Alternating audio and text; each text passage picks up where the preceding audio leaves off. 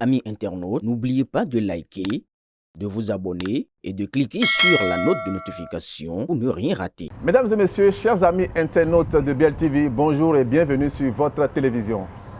Les élections législatives et communales du 11 janvier 2026 ont livré leurs résultats. Avec un taux de participation de 36,74%, une assemblée nationale dominée par le parti l'Union progressiste de renouveau et le bloc républicain et une absence remarquée du parti Les démocrates, crédité d'un score non négligeable, le paysage politique entre dans une nouvelle phase de son histoire. Cette émission de décryptage se propose d'analyser sans passion et avec un recul ce que disent réellement les chiffres, les dynamiques politiques en cours et les perspectives à l'approche de la présidentielle d'avril 2026. Pour en parler, mesdames et messieurs, je reçois pour vous deux analystes politiques. Je vais nommer Francis Béo et Tajoudine Ousmane. Chers invités, merci d'avoir accepté notre invitation. Bonjour, chers confrères. Alors, comment êtes-vous entré dans cette nouvelle année 2026 dans laquelle nous sommes entrés avec les élections? Rendons gloire à Dieu qui nous a encore permis de nous compter parmi les vivants, puisque c'est lui seul qui donne la vie et il peut en retirer quand il veut et comme il veut. Ceux qui ne sont plus de ce monde, on ne peut que prier pour le repos de leur âme et que nous qui sommes encore vivants, qui nous en donnent davantage plusieurs années pour qu'on puisse vivre encore très longtemps, pour qu'on puisse se retrouver encore sur ce même plateau. Merci beaucoup et on souhaite alors aux internautes de BLTV bonne et heureuse année et à toute la population béninoise bonne et heureuse année. Exactement. Alors, Béo, comment s'est déroulée cette nouvelle année avec la famille et tout? Tout s'est bien passé. Le mérite ne nous revient pas, le mérite revient à Dieu. Il nous a protégés et il nous a choisis parmi ceux qu'il estime qui peuvent continuer de vivre encore quelques jours, quelques mois, quelques semaines, quelques années. Et ceux qui sont passés de vie à trépas n'ont pas moins mérité. Et donc c'est la volonté de Dieu qui est faite en famille. La fête a été belle, entre amis, la fête a été belle. Et comme mon frère Dean, je souhaite à BLTV beaucoup de promotion. Que Dieu veuille sur vous. Amen. Et que Dieu entende ces prières-là que vous souhaitez à BLTV et que cela réalise sur nous tous. Alors, nous sommes entrés dans la nouvelle année 2026 avec les élections législatives et communales.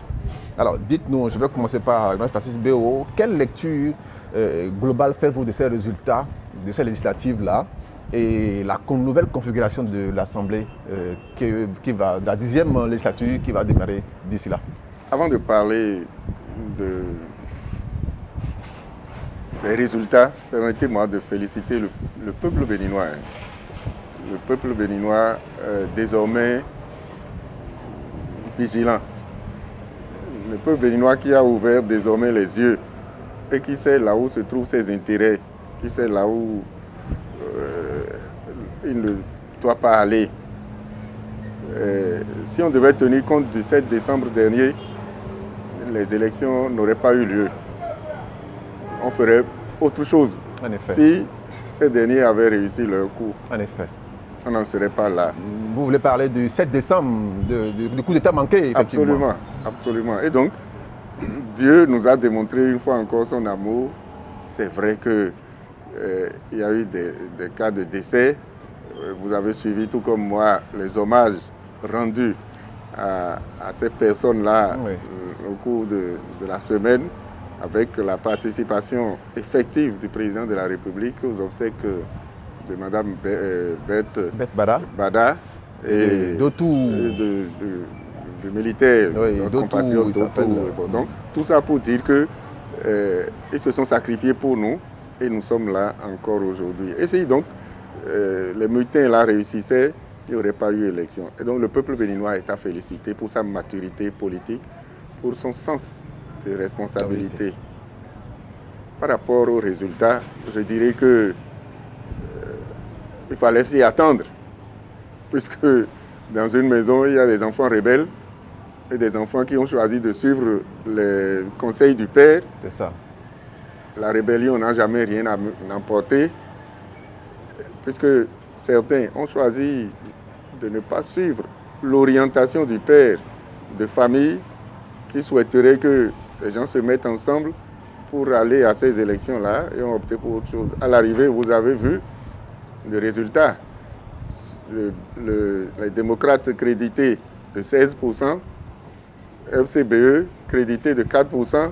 S'ils avaient fait cette coalition-là, je crois que cet accord de gouvernance, je crois que les 20% auraient été trouvés et les démocrates auraient des sièges à l'Assemblée aujourd'hui. Et donc, quand on fait un peu le têtu, on ramasse les pots cassés et puis on en est là. On est allé normalement aux élections. Les résultats ont été proclamés. La Cour constitutionnelle, qui est habilitée à entériner les résultats, a fait son job, et ça a été fait. Et donc, à l'arrivée, on a 49 députés pour le bloc républicain et 60 pour l'Union progressiste, le renouveau. Tadoudine, alors comment vous analysez-vous déjà de manière globale, comme vient de le faire notre grand frère BO, ces résultats qui aujourd'hui voient l'UPR et le BR à l'Assemblée? De manière générale, comment voyez-vous ces résultats-là? Merci beaucoup.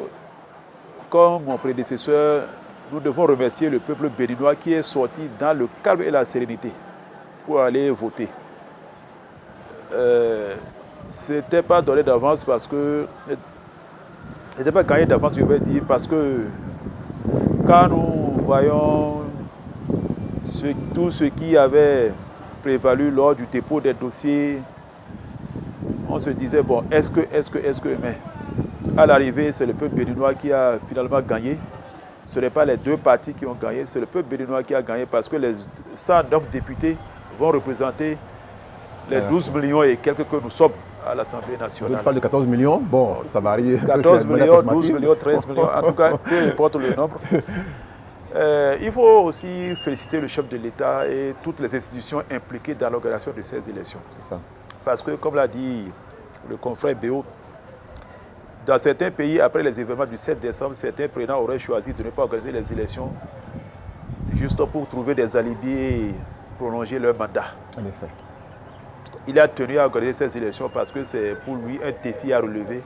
Et c'est la démocratie béninoise qui, désormais, va rayonner sur le continent et sur le monde entier. Bien. Alors, si nous prenons de manière, comme vous venez de le dire, de manière générale, cette analyse-là, elle est aussi marquée par une situation. On a le taux de participation qui est à 36,74%, je dirais, pratiquement même moins de la moitié des votants, de ceux qui sont inscrits pour voter.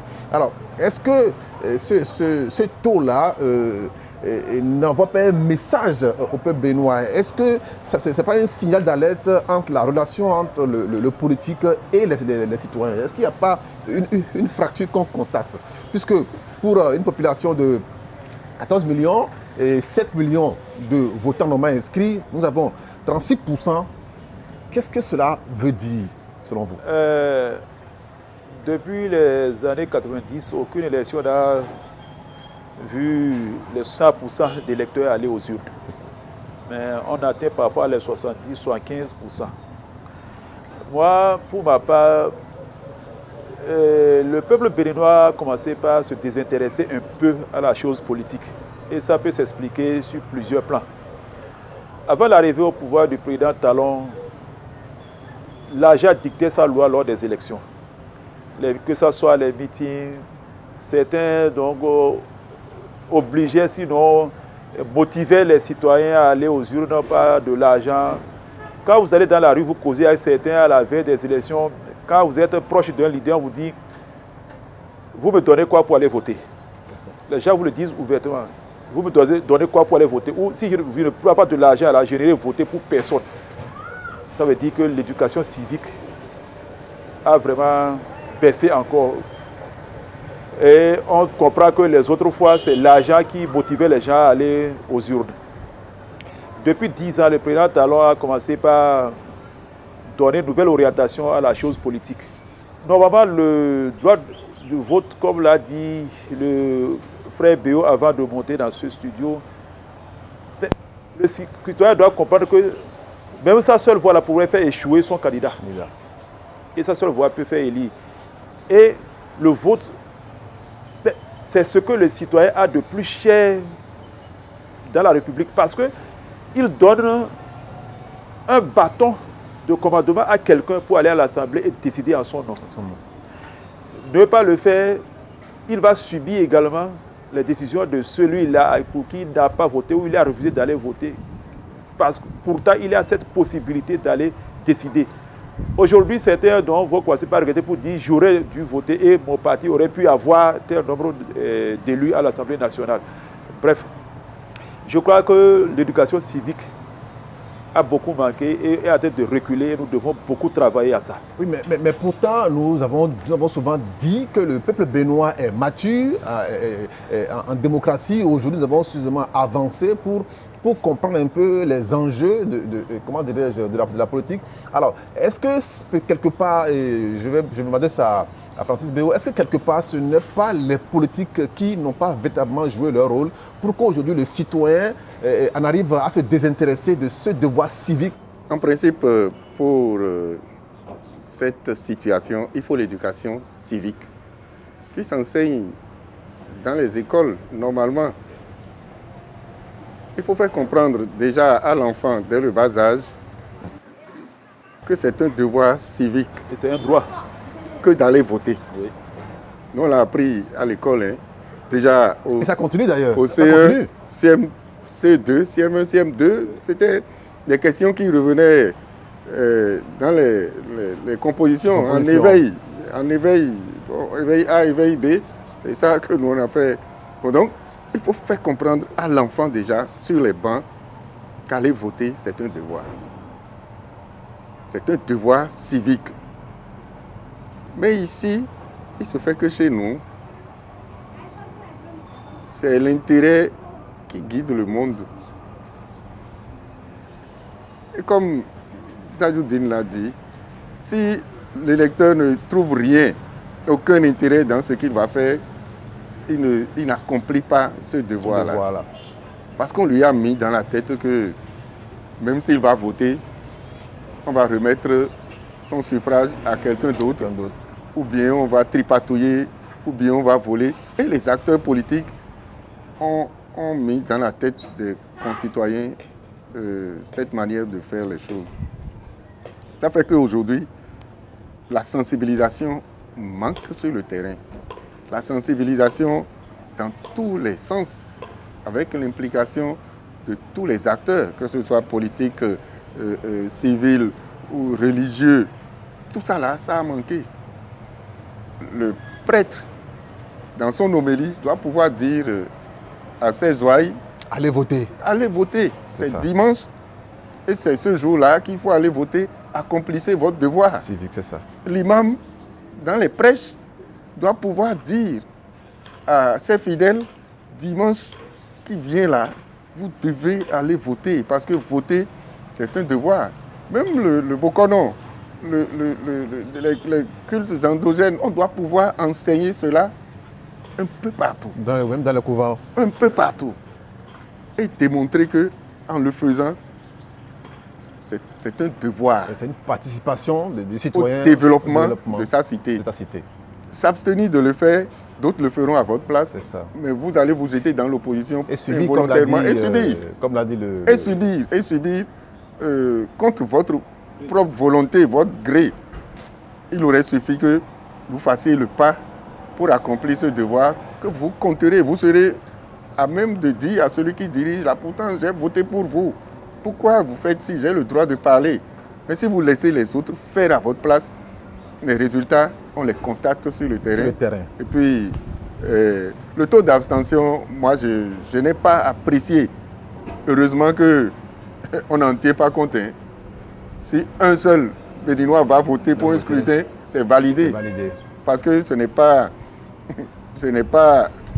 la Sénat, il n'y a pas un seuil de vote, un seuil estimatif pour valider un vote.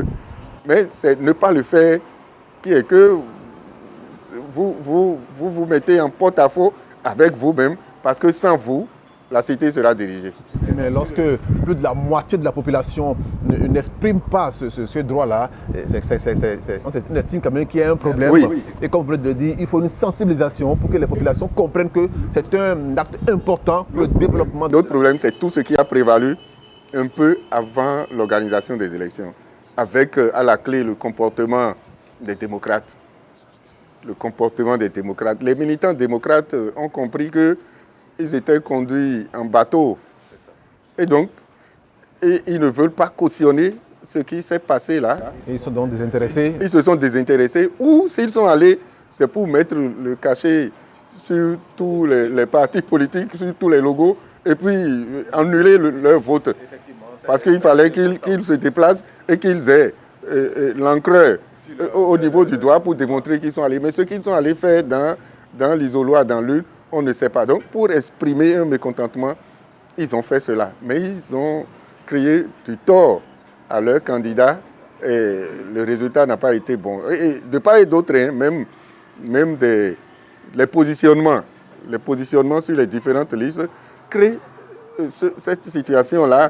Parce que des mécontentements. Voilà, on estime que tel par rapport à tel. Voilà, tel doit être en tête de liste, tel doit être suppléant de tel. Et Donc, quand on a fait ça, quand on n'est pas content, on va voter. la famille se dit, bon mais on n'a pas positionné mon fils, donc je ne dois pas aller voter, ou bien si je vais voter, je vote bulletin nul, et puis ça sanctionne. Et on oublie que ça sanctionne effectivement le parti auquel on appartient.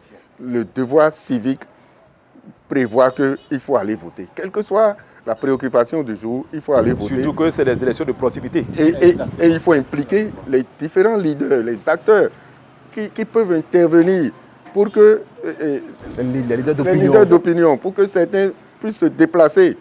Quand ça va être l'évêque de Parakou qui dira à ses fidèles, aux fidèles de Parakou, allez voter, c'est un devoir, vous voyez l'ampleur que ça prend. Quand c'est l'imam Wakaya de Parakou qui va dire allez voter, qui donne des instructions à tous les imams de Parakou pour dire prêcher dans ce sens-là. Vous voyez l'ampleur que ça va prendre un peu partout. Donc, c'est dire que les leaders d'opinion ont un rôle important à jouer dans ce processus-là pour que cette expression-là, ce suffrage-là, quand les populations puissent être utilisées pour le bien et le développement. Et les acteurs politiques doivent aller vers eux. Les acteurs politiques doivent les prendre en compte. Il faut compter avec les leaders d'opinion, il faut compter avec les leaders religieux pour améliorer désormais le score. Très bien, alors il faut améliorer le score et parlant de score, nous avons des partis qui sont allés à ces élections-là mais qui sont revenus totalement absents des résultats, sinon ont eu un faible taux de résultat. Je vais parler de la FCBE et de Mouel Bénin qui, après le scrutin, ont eu un résultat totalement dérisoire. Alors, la question que je m'en vais poser à Tadoudine est la suivante. Est-ce que ces partis-là doivent se fondre dans la masse, rejoindre les grands partis, entre griffes, ou doivent-ils continuer par travailler pour avoir, comment dirais-je, pour s'ancrer, pour avoir un ancrage national dans le pays, ou alors, quel est le choix qui revient à ces partis-là? C'est l'objectif visé par le chef de l'État en instaurant le système partisan. C'est qu'on finisse désormais avec les partis de quartier, de région et tout ça. Vous avez vu dans la dernière grande démocratie, je vais prendre le cas des États-Unis, on parle des démocrates et des républicains. Oui, mais ça n'empêche pas qu'il y ait de petits partis. Mais quand il y a des élections, vous avez vu, c'est ces grands partis-là qui s'imposent et imposent de deux candidats. Donc, on a à chaque fois de voir que seulement deux candidats. Même au Nigeria, tout près ici, on parle seulement de PDP et de RPC. Donc, c'est pour vous dire que si ces partis avaient écouté le chef de l'État aujourd'hui, c'est vrai qu'ils sont allés en accord de gouvernance et en accord parlementaire avec les deux grands blocs, mais avant donc de bénéficier de ces accords, il faut d'abord avoir 10% sur le plan national d'abord, avant donc de commencer par parler de ces accords. Aujourd'hui, ils vont tirer les leçons et les conséquences sont là. Ils sont absents et ils doivent pouvoir savoir tirer des leçons. Sinon, je crois que vous avez vu FCBE aujourd'hui 4% sur le plan national. Ce grand parti qui avait dirigé le pays, c'est vrai, on dira aujourd'hui que ce parti est résumé à la personne de Boni Yayi.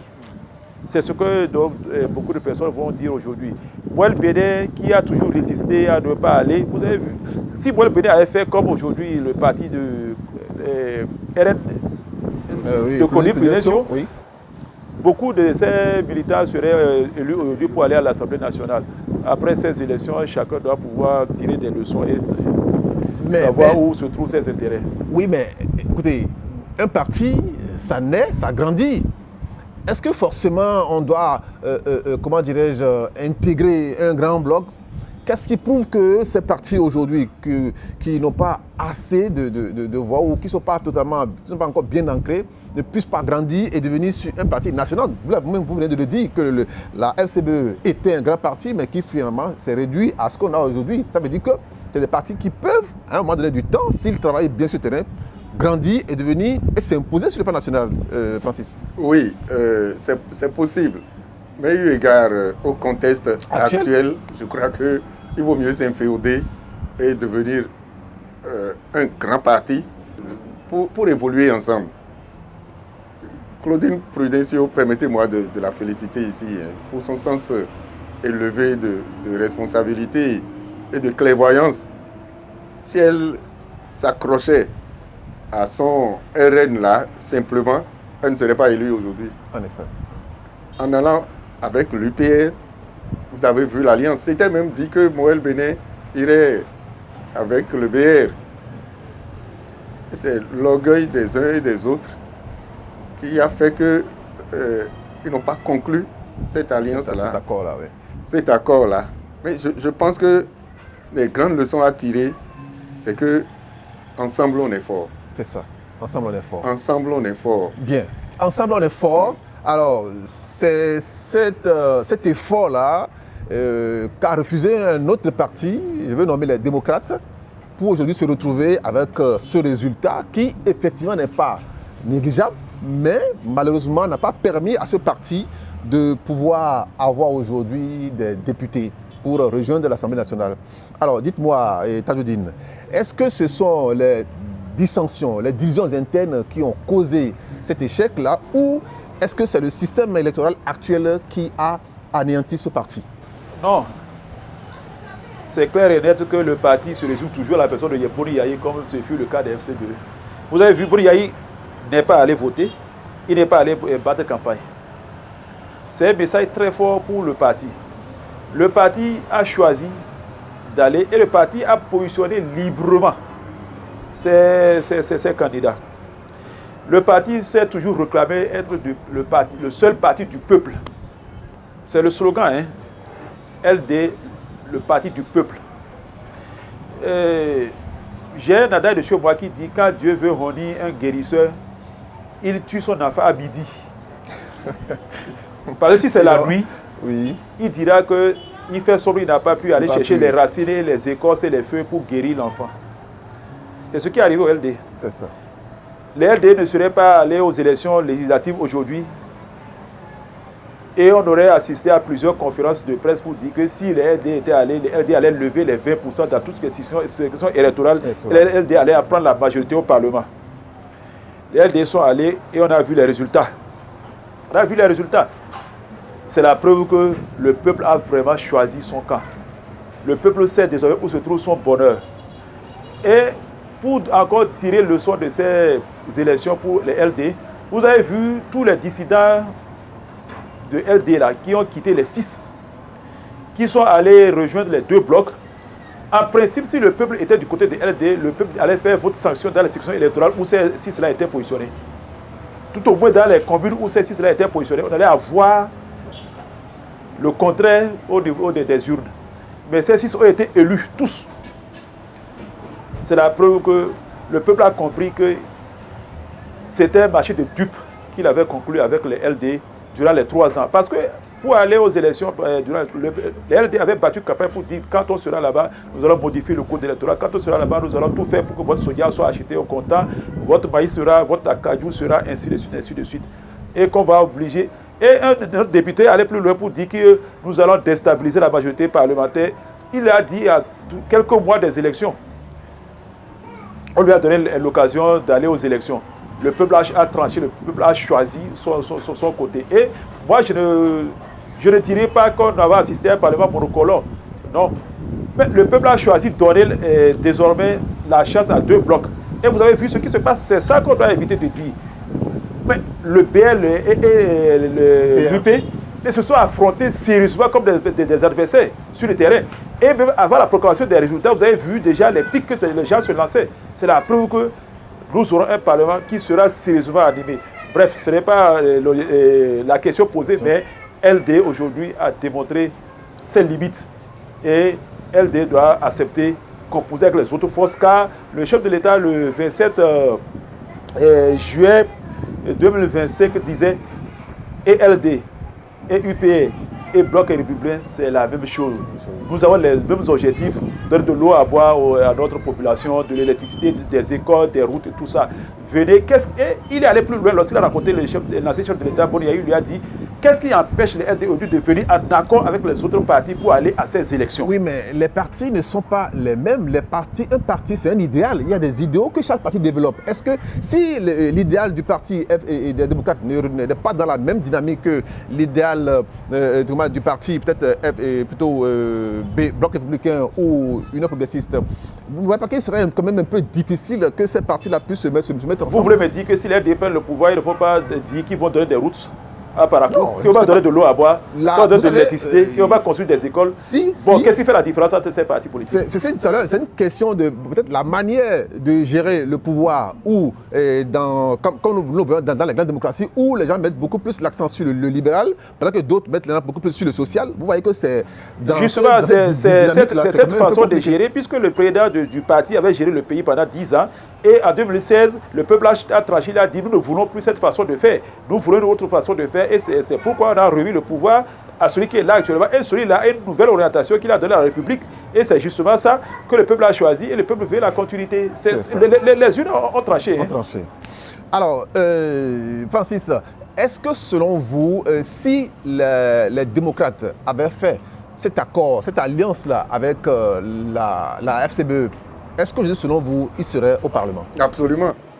Absolument. Pourquoi ils ne seraient pas au Parlement? Avec FCBE, juste s'ils faisaient cet accord-là, ils ont les 20%. Oui, mais il fallait avoir les 20% dans chaque circonscription. Oui, mais ils auront les 20%. Ils auront les 20%. Ils glanent avec les FCBE, ils ont les 20%. À l'arrivée, ils ont les 20%. Et donc, ils vont siéger. Donc, je crois que ce qui est arrivé au LD, pour qu'on ait ce score-là, c'est lointain. Et le peuple n'est pas dupe. Le peuple béninois, c'est là où il va.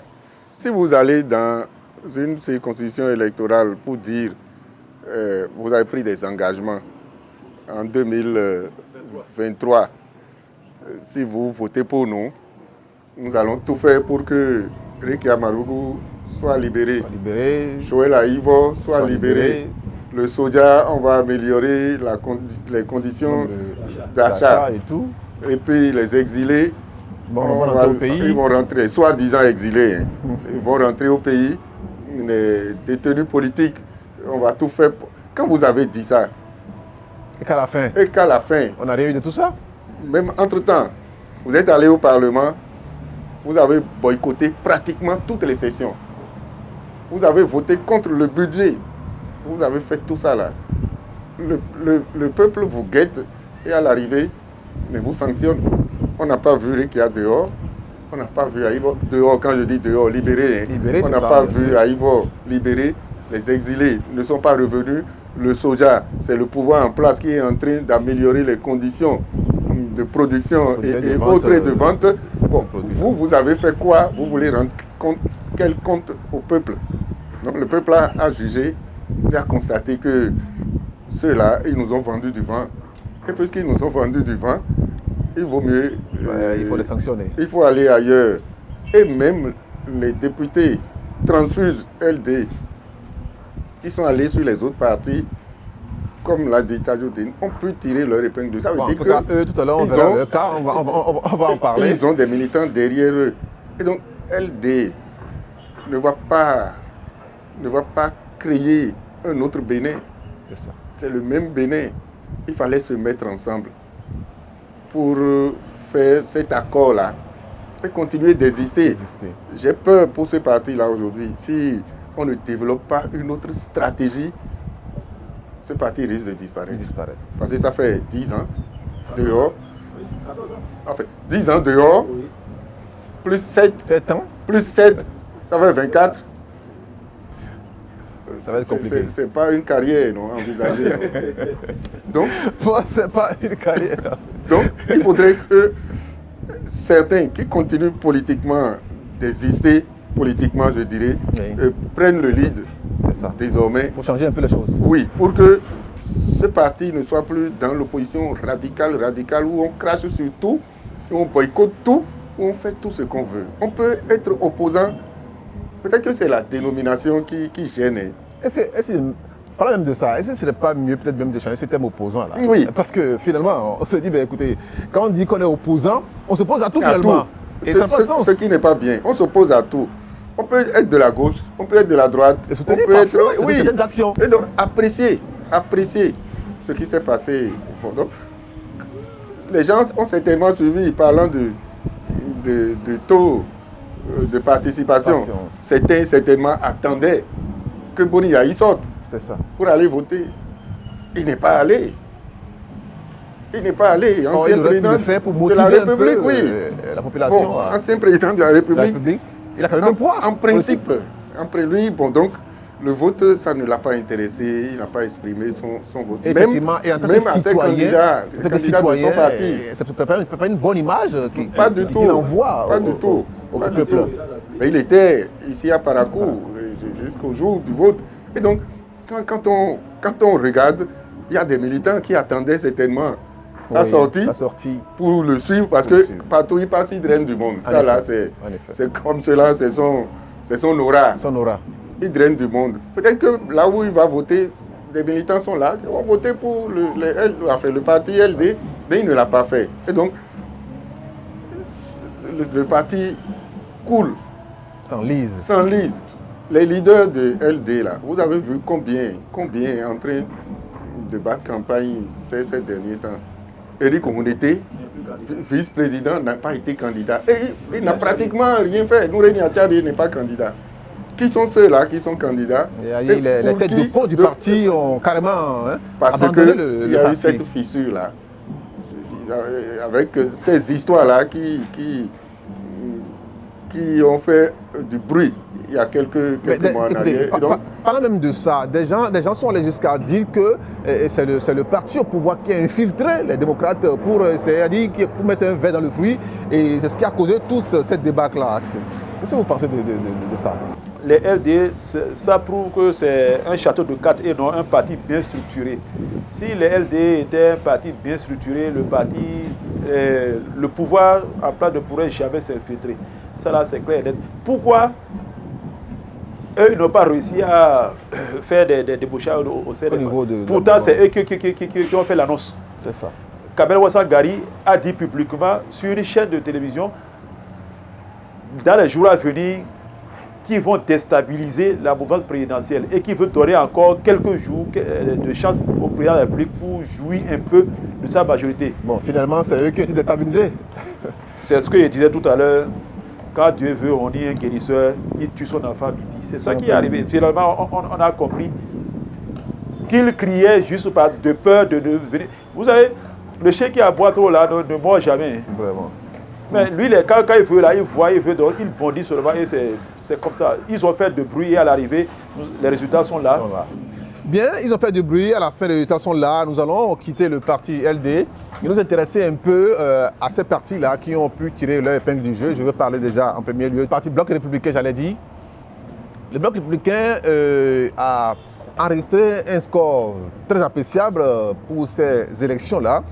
Alors, dites-moi, Francis, est-ce que cette montée en puissance du Bloc républicain liés à la jeunesse, à la jeunesse militante, ou bien ce sont les figures expérimentées qui ont joué de tout leur poids sur le plan politique pour que le bloc républicain puisse monter de cette manière-là? Absolument. Et chacun a apporté du sien pour que le bloc républicain arrive à ce score-là. Quand vous parcourez les 24 circonscriptions électorales, vous constatez qu'il y a une nette amélioration des scores antérieurs. En effet. Parce que chacun a travaillé pour que le résultat soit ce que nous constatons ici aujourd'hui. Prenez le président du parti lui-même, candidat. Il a déposé ses valises à Djougou. Et il a travaillé d'arrache-pied avec le score est bon. On l'a suivi, les équipes de BEL TV l'ont suivi. Absolument. Depuis le début de la campagne jusqu'à la fin, il était effectivement, comme vous l'avez dit, à Djougou. Sur le terrain. Il était sur le terrain. Il a, comme on le dit, il a mouillé considérablement le maillot. Et puis le résultat à l'arrivée donne 49 députés. Contrairement aux 28 qu'ils avaient eu. Si nous prenons un peu aussi, vous avez parlé tout à l'heure du cas du président du parti, mais également il y a d'autres ténors du parti, d'autres ténors qui se sont quand même investis dans cette campagne-là. Tous ont travaillé, tous autant qu'ils ont travaillé. Il y a un bureau politique où ils sont descendus sur le terrain, ils ont travaillé pour que ce score-là soit nettement amélioré. Et puis, quand nous ramenons le débat à la 8e ici. J'allais m'en venir. Quand nous ramenons le débat à la 8e ici, 8e circonscription électorale composée de Parakou, Tchaoro, Ndali et Perere, vous voyez les leaders là, ont fait ce qu'ils pouvaient faire pour que le bloc républicain prenne de l'ascendance sur certains partis qui étaient là. Et comme Tadjoudine l'a dit, entre le bloc républicain et l'UPR, ça n'a pas été aussi facile. Hein. Ils se sont combattus véritablement, bien qu'ayant le même père, ils se sont combattus véritablement. Mais dans le bloc républicain LD, vous avez vu dans les localités qui étaient dédiées au LD, le bloc républicain est venu largement en tête. La commune du président du parti LD a déposé les valises de l'opposition. On me parle de Tchaourou. Oui, bon, j'ai pas... Pour prendre la barque du cheval, désormais, ou de l'autre côté du baobab. Ça veut dire que, quelque part, les gens ont compris, comme on l'a dit tout à l'heure, où se trouvent leurs intérêts. Ils ont choisi d'accompagner le processus en place et de gagner sur le plan du développement infrastructurel pour leur localité. C'est pas, comme dit l'autre, c'est pas l'opposition qui construit la route. Hein. Même si l'opposition construit un module de classe, on va vous dire, mettez le nom de tel député dessus. Mais l'opposition n'a pas un budget pour construire une route qui va desservir des localités de votre commune. L'opposition n'a pas de budget pour entretenir les enfants dans les cantines scolaires. Hein. L'opposition n'a pas de moyens pour mettre le plateau technique à la disposition des hôpitaux, des centres de santé. Donc c'est le pouvoir en place qui le fait. Et donc les gens ont compris que à vouloir trop aller dans l'opposition, ils risquent de tout perdre. Il y a des gens qui y sont depuis, mais ils ne savent pas par quel bout prendre pour en sortir parce qu'ils s'enlisent davantage dans cette opposition-là.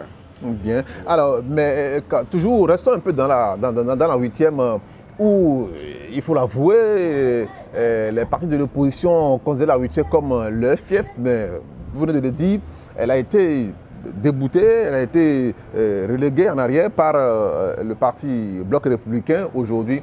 Alors, ce travail-là, selon vous, à qui est-ce qu'on peut attribuer cela? À toute l'équipe. Il faut vous dire que le Bloc républicain a démontré au fait qu'il est un parti bien structuré, organisé et qui peut compter sur ses structures de base.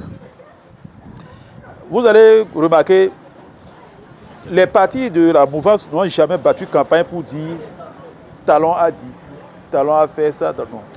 Mais ils sont partis. Quand vous prenez les candidats, c'est des gens qui pèsent véritablement dans leur quartier, dans leur commune et au niveau de leur circonscription électorale. C'est pourquoi il dit tout à l'heure, quand on veut construire un parti politique sur la tête d'un individu, c'est que ce parti est parti pour ne pas durer, pas du tout. Chaque fois quand vous prenez les thèmes de campagne, même sur les réseaux sociaux au niveau des démocrates, c'est toujours sur la tête de Yahi. Bon, Yahi, c'est le parti de Yahi, c'est le parti de Yahi, c'est le parti de Yahi. Ici, on ne dit pas que c'est le parti de Abdoulaye Biotchadé. On dit pas que c'est le parti de Badamassi, c'est le parti de Charles Tokor, le parti d'Adambi, non. Mais chaque candidat va à la rencontre des électeurs et défend ses projets de société, ce qu'il ira faire à l'Assemblée nationale. Et comme l'a dit le confrère Béo, voici une route par exemple qui se construit. Et nous sommes là au niveau du rond-point Papini qui va jusqu'à Baoué. Les LD ont voté contre le budget qui doit prendre en compte cette route. Mais cette route fait aujourd'hui la fierté de toute la ville de Parakou. Mais quand on explique terre à terre à la population pour dire ce qui se fait aujourd'hui, allez dans tout Barikaï aujourd'hui, tout le quartier est en chantier. Vous voulez que ce quartier-là, même si les gens étaient LD, quand on leur va expliquer que ce budget-là a été voté à l'Assemblée, mais que ceux-là que vous avez en tout temps soutenus pour aller faire les 3 ans ont voté contre le développement de votre quartier. Mais le peuple n'est pas du tout dupe. Ils vont comprendre facilement. Vous voulez aujourd'hui que les femmes qui reçoivent aujourd'hui de leur compte mobile money là, le petit déjeuner de leur fille, qu'elles soient LD, le Bessoké aujourd'hui, les gens qui reçoivent aujourd'hui de l'argent pour pouvoir s'en sortir, qu'ils soient LD ou pas, mais qu'on leur explique que ça pourrait continuer sur les 7 ans à venir. Mais dès que vous allez choisir des gens qui vont voter contre, ce projet pourrait s'arrêter. Le choix est simple. Hein? Le choix est simple. Bien, alors, nous tendons vers la fin de notre émission. Alors, dites-moi, comment expliquez-vous, tout à l'heure on a essayé de l'aborder d'une certaine manière, mais je voudrais une meilleure explication. Alors, comment expliquez-vous que des anciens du parti Les Démocrates, des gens qui, tout le temps, avaient critiqué le pouvoir en place, le gouvernement et tout, compte tenu de la scission qu'il y a eu dans leur parti aujourd'hui, se sont retrouvés à quelques semaines des élections, ont été positionnés par des partis de la mouvance et aujourd'hui ont réussi à tirer le pain du jeu et sont députés. Comment expliquez-vous cette situation, cet état de choses, Francis? Oui, la preuve que les gens avaient des militants acquis à leur cause. Ils n'étaient pas nommés députés. Et ils allaient régulièrement au contact de leur base et rendaient compte de ce qui se passait. Autrement, ces électeurs-là ne pouvaient pas continuer d'être fidèles malgré le changement de parti qui a eu lieu de la part de ces députés transfuges-là. Moi, je les félicite pour leur courage, parce que quand vous êtes sous un arbre et que vous ne vous exprimez pas, c'est les fientes des oiseaux qui tombent sur votre tête. Ils ont assumé, ils ont supporté. Mais si le moment est venu d'arrêter, il faut arrêter. Et c'est ce que ceux-là, courageusement, ont fait et ont pu tirer leur épingle du jeu au terme de ces élections-là. Alors, Taludine, vous, comment est-ce que vous voyez cela? Ils sont à féliciter parce qu'ils ont vite compris que le développement de leur localité, de leur circonscription électorale ne se résume pas à l'opposition. Je veux répéter le ministre conseil Badawasi qui a l'habitude de dire c'est celui qui a la farine qui a la pâte. Qui dit c'est celui qui a la farine qui a la pâte. Et c'est réel puisque celui qui va décider aujourd'hui de tracer les routes, de donner les écoles, c'est le président Patrice Talon. Pour les 7 ans à venir, les LD seront absents aux élections présidentielles. C'est le ministre Ouadaï qui est le dauphin du président Talon qui va continuer les œuvres appréciable aujourd'hui du régime en place. Alors, si tant est que ma localité doit faire encore 7 ans pour dire je ne suis pas d'accord, vous avez vu aujourd'hui que Porto-Novo, le développement aujourd'hui de Porto-Novo, vous avez vu. Mais pourtant, c'est une leçon que Oubedi a vite tirée. Il est allé contre Kérékou, il est allé contre Yahi, il est allé contre Soglo. Mais après 2016, il a dit nous ne ferons plus jamais l'opposition. Les résultats sont là aujourd'hui. Et les autres ont compris, l'opposition n'est pas là pour construire. L'opposition va détruire. Il n'a rien à faire. Et le ministre conseiller à la défense, Badawasi, a dit la fois dernière dans un groupe, il a écrit, il dit il est temps que la population de la 8e et surtout de Parakou tourne dos à cette mauvaise politique car nous avons besoin de notre développement. Parakou ne mérite pas ce qui se passe. Et il a raison. Mais si Parakou n'avait pas montré qu'il était le fief de l'opposition, peut-être qu'on aurait bénéficié de beaucoup de choses aujourd'hui. Donc, ces gens-là qui sont autour du chef de l'État se sont battus comme des diables pour obtenir ce qui est aujourd'hui visible. Et ils sont prêts à continuer. D'ici les 7 ans à venir, on va me connaître positivement Parakou, puisque beaucoup de choses vont revenir à Parakou. Les élections ont fini par leur donner raison et le chef d'État va comprendre que Parakou est de revenir à petit coup et que ceux-là qui l'entourent, je veux nommer les leaders du bloc républicain, de l'UPR, ont fait un travail sérieux. Et le confrère Béo l'a dit, si on a réussi à mettre le fief incontesté, incontestable, la ville présidentielle par le passé, sous le cheval blanc cabré, mais ces gens sont vraiment à féliciter et coup de chapeau. Bien, coup de chapeau, nous tendons, je disais tout à l'heure, pratiquement à la fin de cette émission. On va demander à Francis, est-ce qu'avec ces deux formations politiques qui se retrouvent à l'Assemblée aujourd'hui, pensez-vous que la qualité des débats et aussi le contrôle de l'action gouvernementale, est-ce que ce sera vraiment efficace comme on avait l'habitude de le voir où le débat était vraiment houleux au niveau du Parlement avec les différentes formations politiques qui y existaient? Oui, moi je dirais même qu'à l'Assemblée, il y a 3 partis politiques. Lesquels alors? Il y a les 6 transfuges là, de LD. Mais aujourd'hui, ils font partie de... Mais ils sont transfuges. Ils sont transfuges, ok. Cela ne veut pas dire que... Ils sont allés pour applaudir. Pour applaudir. C'est ça. Ils ont fait l'opposition. Oui. Et ils sont revenus. Cela ne veut pas dire que dans leur comportement, il n'y aura pas de réaction d'opposants. Donc il faut faire très attention avec eux. Et éviter de penser que ça va passer comme une lettre à la poste là. Moi, j'ai peur pour ceux qui vont se poser douillet dans leur fauteuil et dire que nous avons vaincu la fatalité. C'est faux. Ils sont là, les 6 là, et ils sont à surveiller. C'est ça. Ils sont à surveiller. Pas parce qu'ils vont faire du mal. Non. Mais ils ont fait l'opposition dans la mandature qui est en train de finir. Mais ils sont dans la mouvance maintenant. On va compter avec eux. Le Bloc républicain et l'UPR, on a vu sur le terrain comment ils se sont entrechoqués.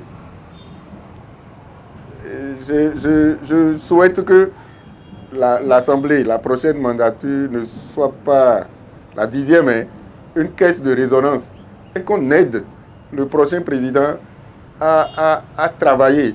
En principe, l'Assemblée nationale est une institution de contre-pouvoir. Hein. Normalement, c'est une institution de contre-pouvoir. En effet. Et donc, du côté du peuple. C'est ça. Du côté du peuple. Et donc, aider le prochain président à travailler, ne pas lui mettre des pots de banane pour qu'il ne voit pas les questions de développement. Je crois même que c'est ce qu'on a voulu éviter en envoyant que les... Bon, pas qu'en envoyant que, puisqu'on dira que c'est le peuple qui a choisi. Il y a eu élection. Il y a eu élection. Il y a eu élection. On ne dira pas ça. Il y a eu élection, on n'a pas envoyé quelqu'un. On n'a pas envoyé quelqu'un.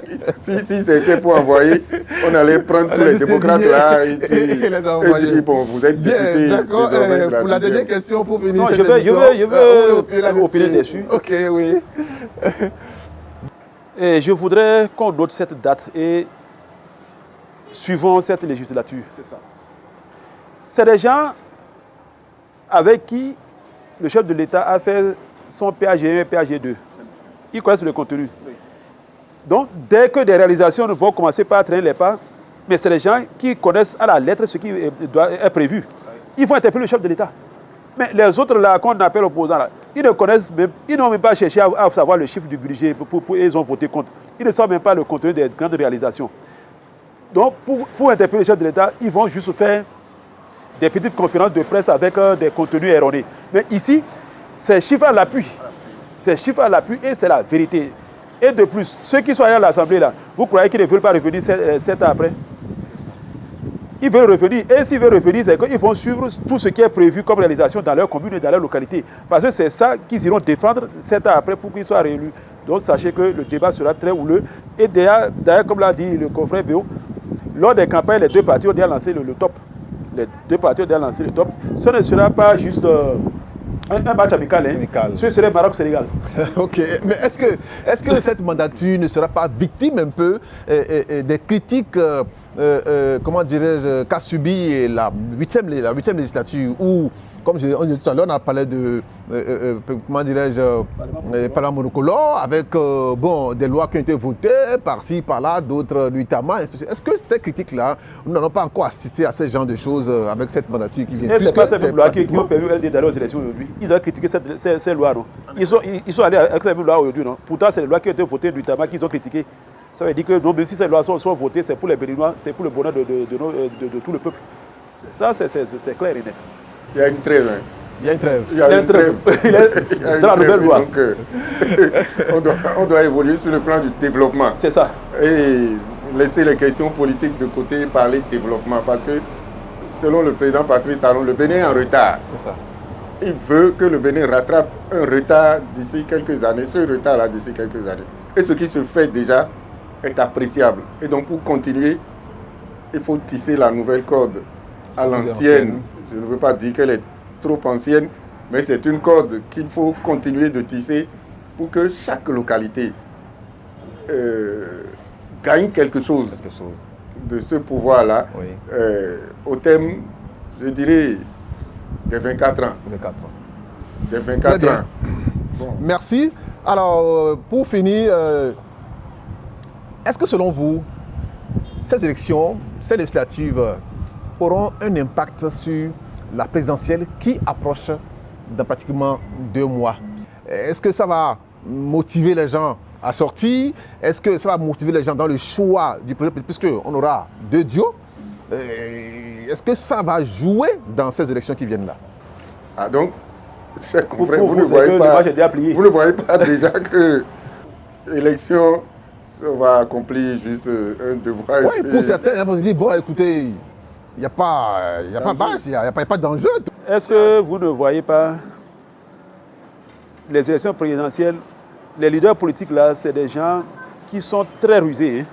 Parce que chaque leader politique dans sa localité va tout faire pour améliorer le taux de participation. Et c'est en fonction de ça qu'il sera noté et qu'il pourra avoir des nominations. En effet. Les gens font des calculs. Hein? En effet. Ici, c'est les dons, on a juste voté par exemple, c'est que c'est les individus. Mais ici, là, mais est-ce que vous pensez que